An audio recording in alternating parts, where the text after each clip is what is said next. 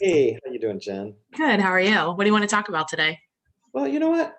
I've seen a couple things happening, and I thought it might be interesting to discuss. Um, one of the things that happens during this crazy market is the market drives the price up, as you Right. so it goes over list because so many people want the house because there's so few. Uh, Right. but we still have to be concerned about the Ew. appraisal.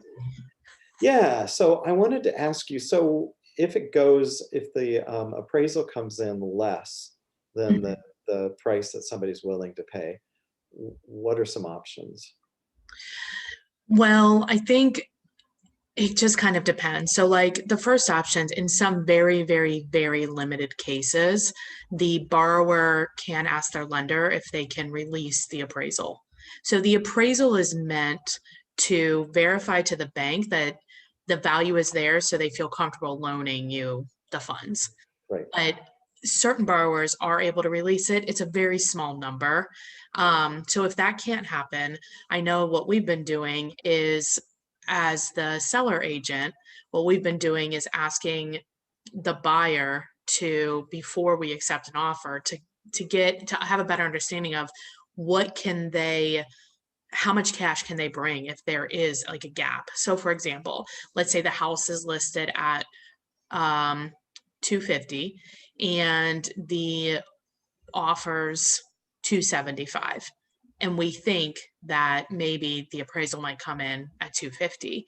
Could they then make the difference up, the $25,000 up in cash, because their lender's not going to lend, they're only going to lend on the appraised value. Right. So oftentimes, so I think negotiating that up front, like what are they willing to do up front, is one. You can theoretically fight the appraisal, but Yeah, yeah. the thing about like fighting the appraisal is the appraisal industry is heavily regulated. So they cannot they can't just say, well, there was multiple offers and so they have to have evidence and data showing it, because if they get audited and it goes back, like they're in big trouble. So Right. yeah, which makes sense, but it's also frustrating in this type of market because things are going up and there is no evidence, Right. you And the know. appraisers are having a hard time keeping up with the market because Exactly. because of that. Right. So, yeah, so I think what I'm hearing you say is that we really have to be conscious of this upfront. Yes. We have to assume Proactive. proactive, exactly. So we have to assume that if that happens, that we have a plan B, and it isn't after the fact. We have Right. yeah, I think that's Well, great. in the past, what would normally happen in our market is in the recent past. I mean, we've only been doing this buyer coming up with the money for like only a few months. It hasn't been that long. So in the past, what we would do is the seller would then come down on the price. But now, I mean, buyers, a lot of them have cash. Yeah, yeah, and they can So get it, so the buyer can, I mean, the seller can get what they want, that kind of money. Uh, yeah. yeah, no, that So it makes kind of sense. depends on who you're representing, right? Like if we're the buyer's rep or the seller rep, because from a buyer's standpoint, they don't feel like they really want to overpay for the house. But at the same time, if they're not bringing cash to cover that gap, and it could be the difference between winning and losing an offer. So Right. it's really frustrating. And typically, if in this market, if we have a buyer and we're concerned about the appraisal, we may look at houses that are like below the value that they can afford, or wait until homes have been on the market for like a day or two before we go look at it, because then it's like there'll be more reason, like an hour or two.